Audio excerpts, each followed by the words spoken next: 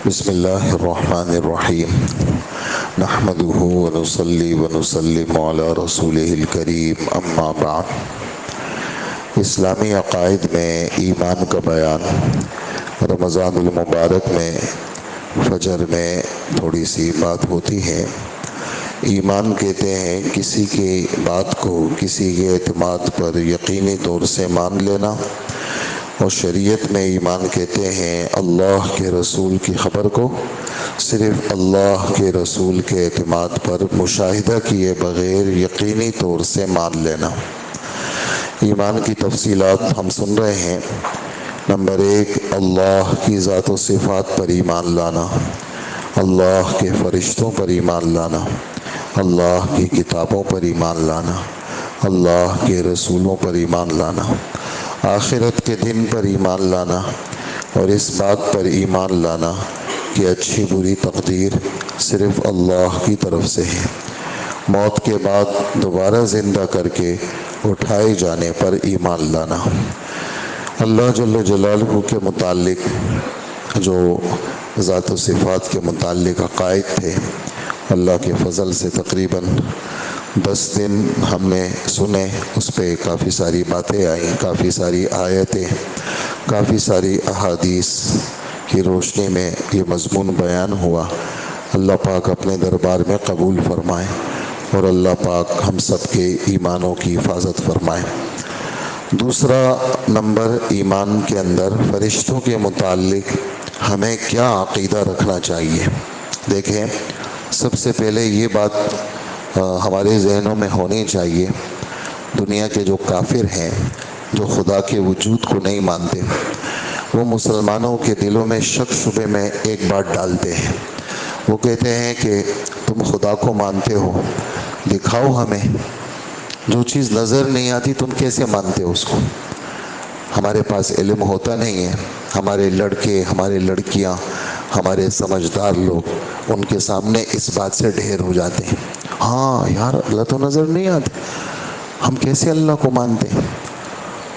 تو یہ خطرناک باتیں ہیں، اور یہ کچھ بھی نہیں ہے، اس کی کوئی حیثیت ہی نہیں ہے اس بات کی۔ دنیا کے اندر کتنی ساری چیزیں ہیں نظر نہیں آتی، مانتے ہیں ہم لوگ۔ انسان، ہمارے اندر جو روح ہے جس کی وجہ سے ہم زندہ ہیں، کتنے ڈاکٹر ہیں جنہوں نے سر سے لے کر پیر تک پورے جز انسان کو چیر کر کے دیکھا ہے، وہ بتا دیں روح کہاں پر ہے؟ روح کی شکل کسی کے پاس نہیں ہے۔ روح تو اللہ کا حکم ہے۔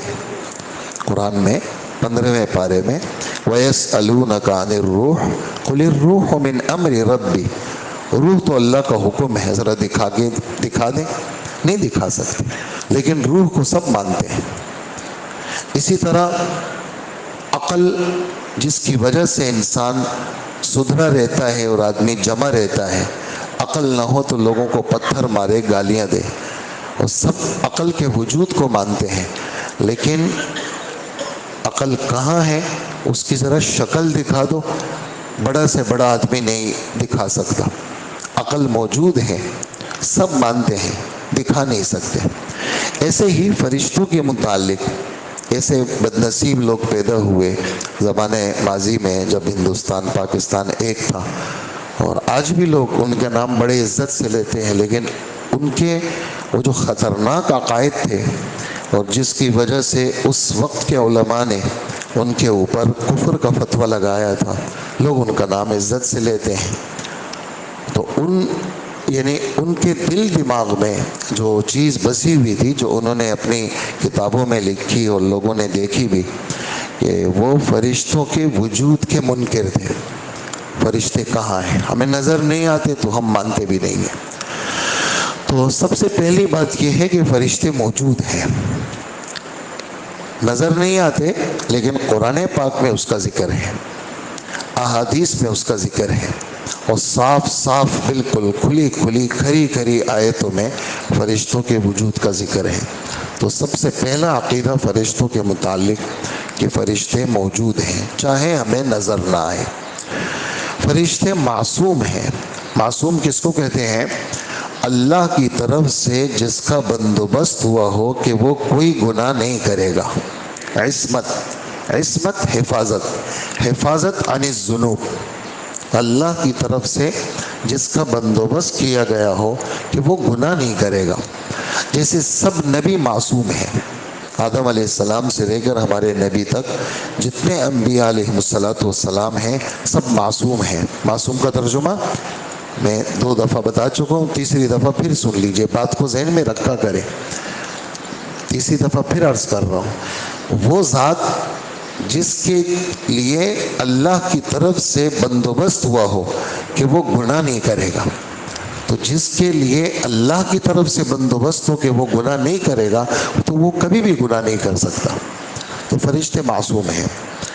اللہ تعالیٰ نے ان کو نور سے پیدا کیا ہے. انسان کو مٹی سے پیدا کیا، جنات کو آگ سے پیدا کیا. دونوں باتیں قرآن میں ہیں. جنات کو آگ سے پیدا کیا. والجان خلقناہ من قبل من نار السموم، 14واں پارہ اس کا 2 صفحہ. اور انسان وہ مٹی سے بنا ہے، فرشتے وہ نور سے بنے ہیں. فرشتے بغض، حسد، غصہ، تکبر، حرص، ظلم، یہ جتنے بھی منفی چیزیں ہیں جس کو رذائل کہا جاتا ہے، فرشتوں میں نہیں ہے. فرشتوں میں بغض نہیں ہے، حسد نہیں ہے، کینہ نہیں ہے، تکبر نہیں ہے. فرشتے اس قسم کی چیز سے پاک ہیں. فرشتے کتنے ہیں؟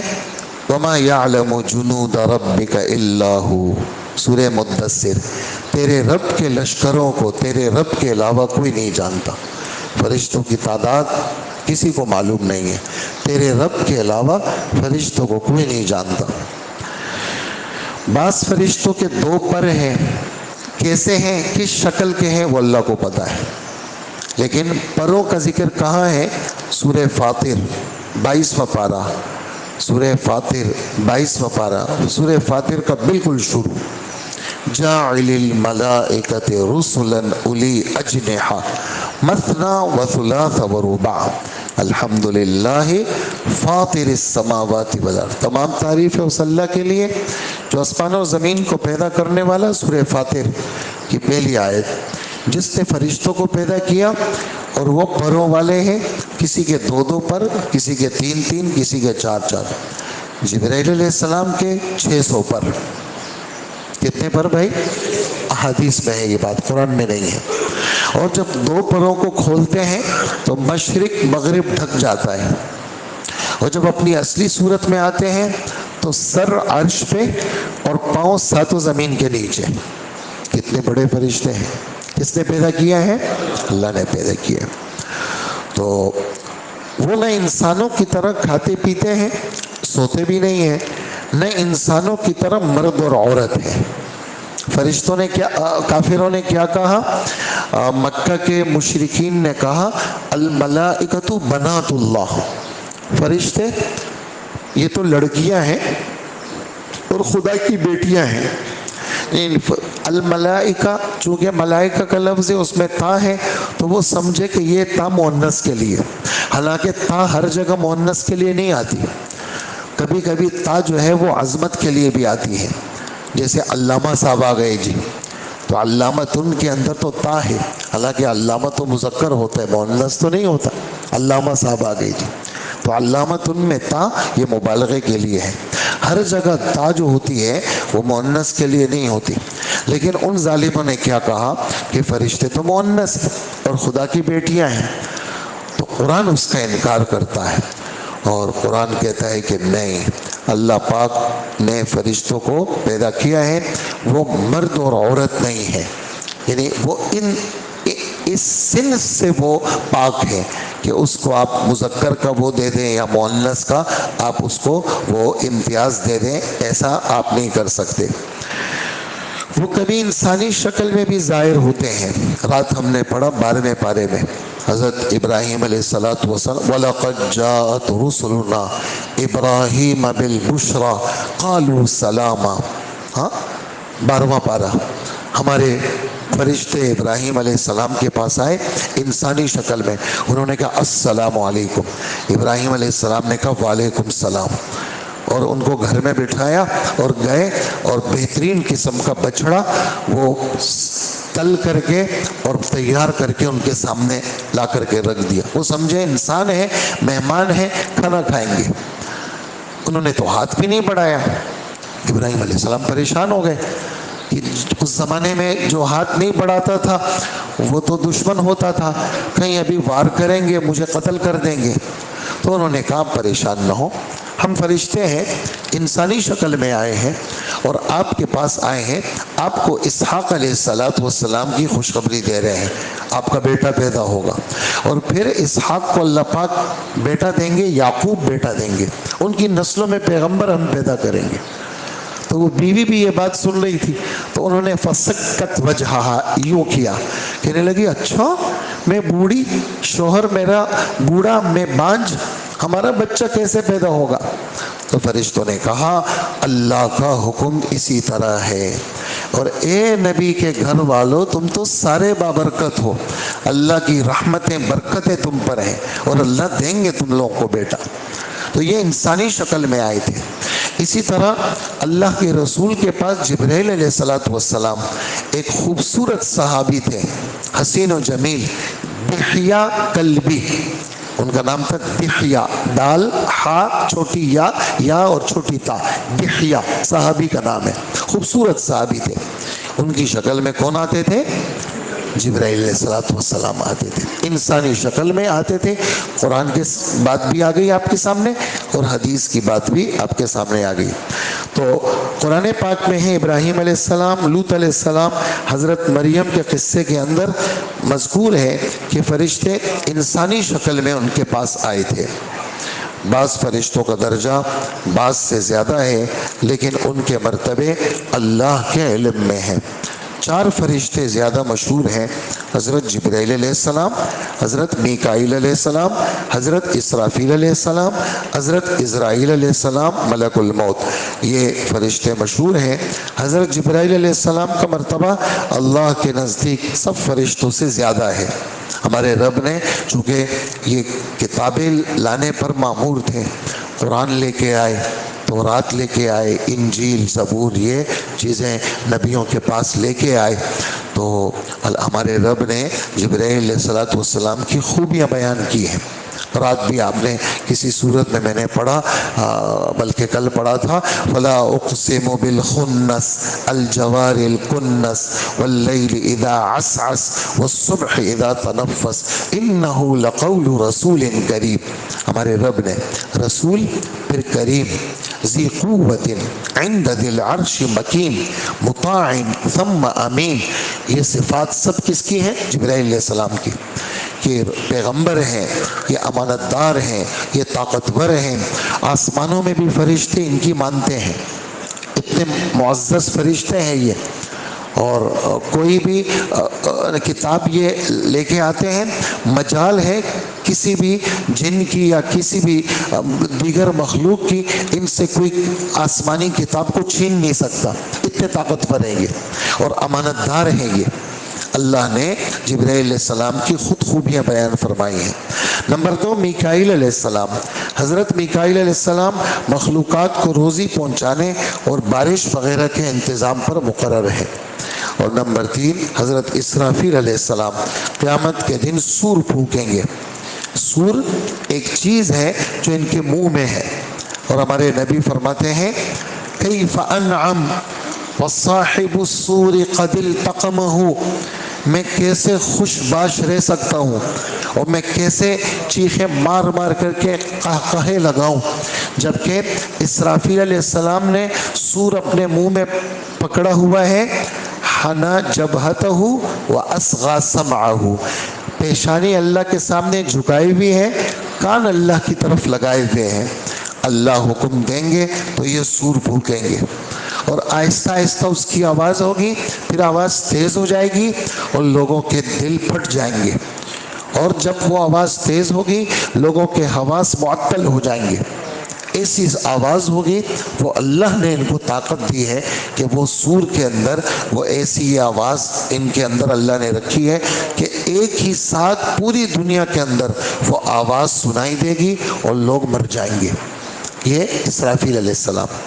اور چوتھے حضرت اسرائیل علیہ السلام، وہ اللہ کے حکم سے لوگوں کی روح کو قبض کرتے ہیں۔ ان کے علاوہ چند مشہور فرشتے یہ ہیں، کرامن کاتبین، اذا السماء فطرت والی صورت میں کرام جمع مذکر مکسر کا صیغہ ہے کریم کے معنی میں، کرام کریم ان کی جمع ہے، اور کریم کا ترجمہ ہے عزت دار۔ کاتبین کاتب ان کی جمع ہے لکھنے والے، عزت دار معزز فرشتے لکھنے والے، ایک ادھر اور ایک ادھر، ہر ایک انسان کے ساتھ، ہر ایک انسان کے ساتھ ایک ادھر اور ایک ادھر۔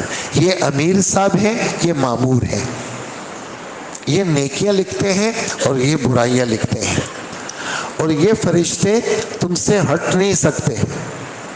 ایک حدیث آپ کو سنا چکا ہوں، آپ حضرات اللہ کے فضل سے باتیں سنتے ہیں۔ ہمارے نبی فرماتے ہیں ایاکم والتعری، بالکل ننگے مت ہوا کرو۔ اگر کبھی تمہیں یعنی کپڑے بدلنے بھی ہوں تو اس انداز سے کپڑے بدلا کرو کہ بس، اور اگر ضرورت بھی ہو تو بہت ہی جلدی اپنے کو چھپا دیا کرو، خاص کر ناف سے لے کر گھٹنے تک کا بدن تو فوراً چھپایا کرو، بالکل ننگے مت رہا کرو۔ کیوں؟ فَإِنَّ مَعَكُمْ مَن لَّا يُفَارِقُكُمْ، تمہارے ساتھ ایسے مخلوق ہے جو تم سے ہٹتی نہیں ہے، اور جب تم بالکل ننگے ہو جاتے ہو ان کو تکلیف ہوتی ہے، جب تم بالکل ننگے ہو جاتے ہو ان کو تکلیف ہوتی ہے، تمہارے ننگے پن سے ان کو تکلیف ہے۔ اس لیے فرمائے کہ مسجد کے ماحول میں بدبو نہیں لایا کرو، پیاز کھا لی، لہسن کھا لی، اور کوئی گٹکا کھا لیا، سگریٹ پی لی اور چرس پی لی اور مسجد میں آ گئے، یا گندے بدن کے ساتھ آ گئے۔ اور کیا فرمایا؟ یہ جو مسجد کا ماحول ہے یہ فرشتوں کا ماحول ہے، اور فرشتے ہر اس چیز سے ان کو تکلیف ہوتی ہے جس سے انسانوں کو تکلیف ہوتی ہے، یہ آپ کا فرمان ہے۔ تو کرامن کاتبین یہ چار فرشتے ہیں، دو دن میں اور دو رات میں، ہر ایک انسان کے ساتھ رہتے ہیں، ایک دائیں کندھے پر جو نیکیاں لکھتا ہے اور جو ایک بائیں کندھے پر جو برائیاں لکھتے ہیں۔ دوسرا حافظاتن، یہ بھی جمع مذکر مکسر کا صیغہ ہے، حافظ ان کی جمع ہے، جیسے نصرتن ناصر ان کی جمع ہے، حافظاتن حفاظت والے فرشتے۔ اس کا ذکر کہاں ہے؟ اس کا ذکر 7ویں پارے میں ہے، وَيُرْسِلُ عَلَيْكُمْ حَفَظًا، وَيُرْسِلُ عَلَيْكُمْ حَفَظًا، اللہ حفاظت والے فرشتے تمہارے لیے بھیجتے ہیں، اور ہر فرد کے ساتھ یہ حفاظتی فرشتے موجود ہیں جو انسان کو مصیبت سے بچانے پر مقرر ہیں۔ آپ دیکھتے ہیں کبھی کبھار ایسا ہوتا ہے یار بالکل ایسا ہوا کہ بس آنکھ سے بال بچ گیا، لوگ کہتے ہیں خود بخود بچ گیا، حالانکہ خود بخود نہیں ہوتا بلکہ اللہ کے حکم سے ہوتا ہے، اور فرشتے اللہ نے مقرر کیے ہیں، یہ حفاظت کرتے ہیں۔ یہ سب باتیں آپ ساتھ ساتھ سن بھی رہے ہیں، میں قرآن پاک سے بھی مثال دے رہا ہوں اور احادیث سے بھی میں آپ کے سامنے مثال پیش کر رہا ہوں۔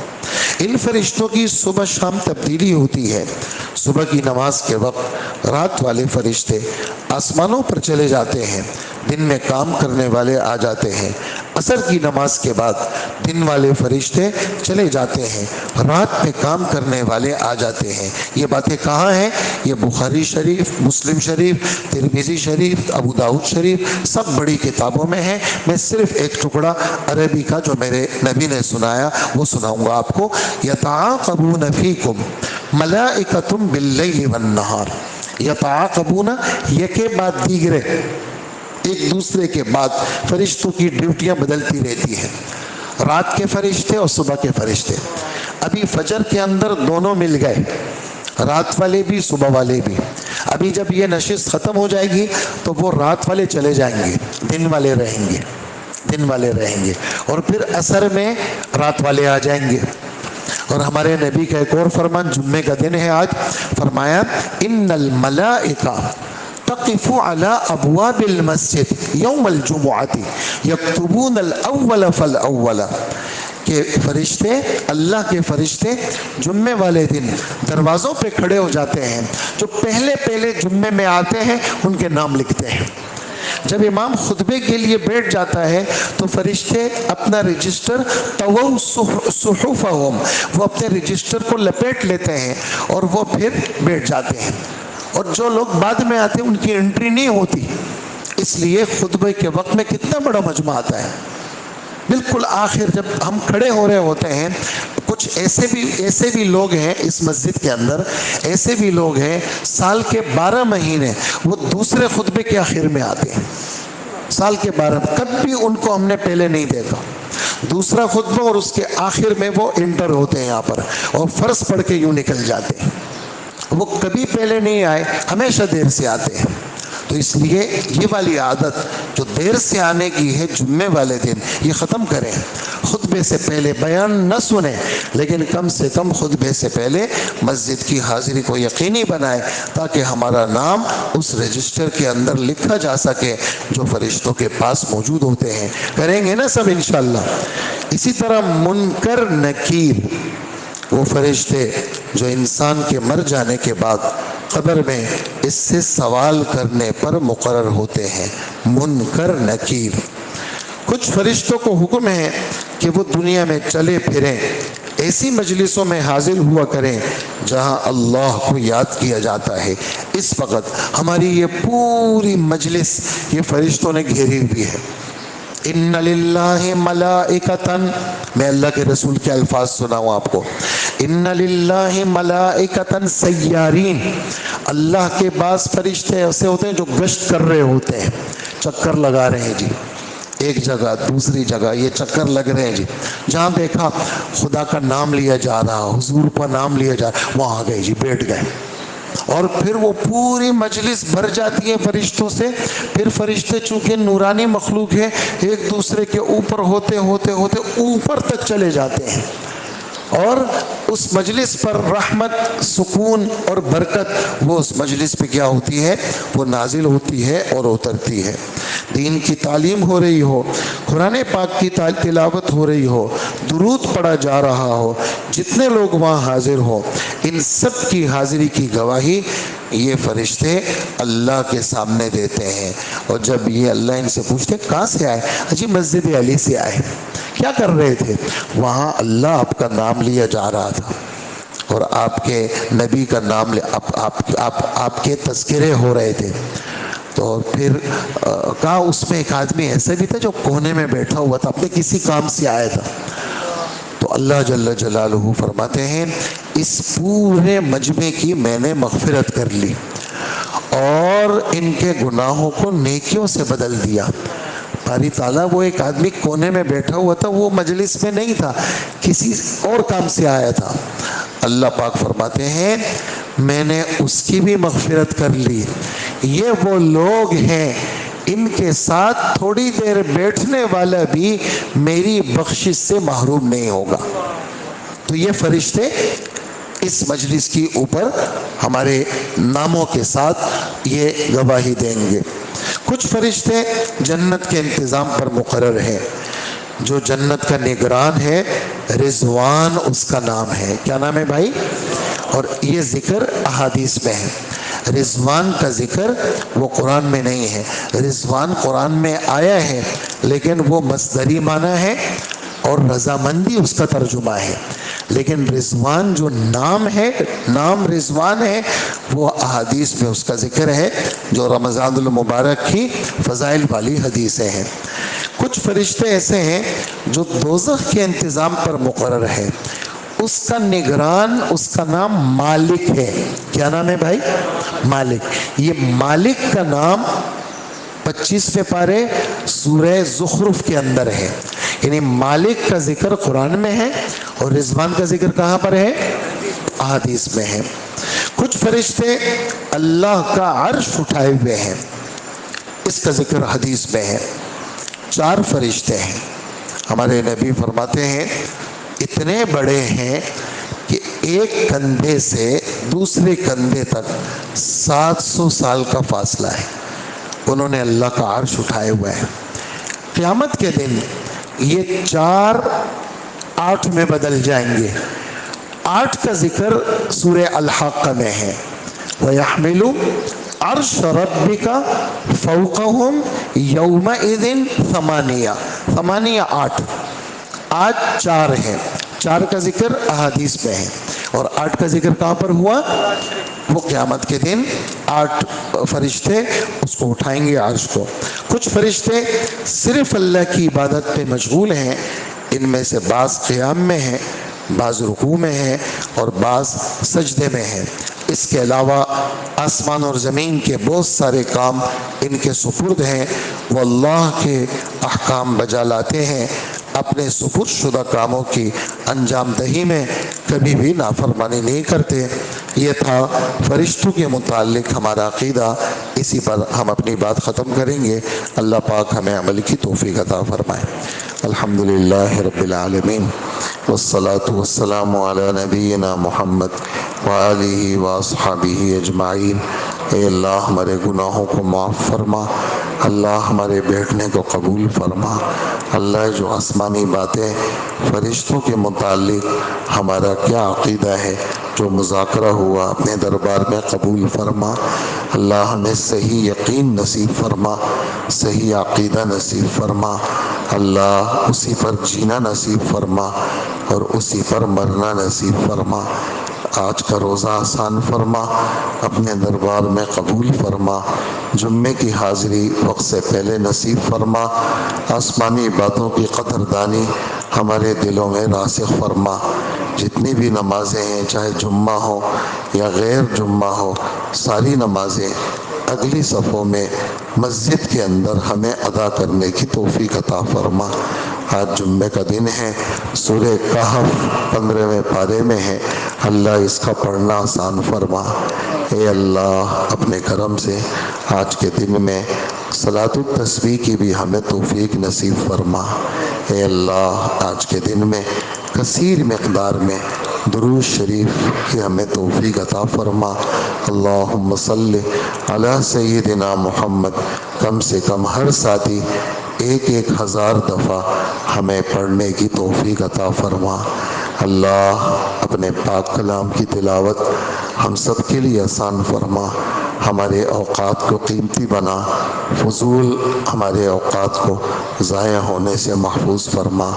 اے اللہ ہر گناہ سے ہم سب کو محفوظ فرما، آوارگی سے، آزادی سے، دل کی آزادی، دماغ کی آزادی، بدن کی آزادی، اللہ ہماری حفاظت فرما، ہمیں شریعت کا تابع دار بنا، اپنے حکموں کا تابع دار بنا، ہمارے دلوں کو مسلمان بنا، ہمارے بدنوں کو مسلمان بنا، ہماری دعاؤں کو قبول فرما۔ وصلی اللہ وسلم علی نبینا محمد وآلہ واصحابہ وامتہ اجمعین، آمین برحمتک یا ارحم الراحمین۔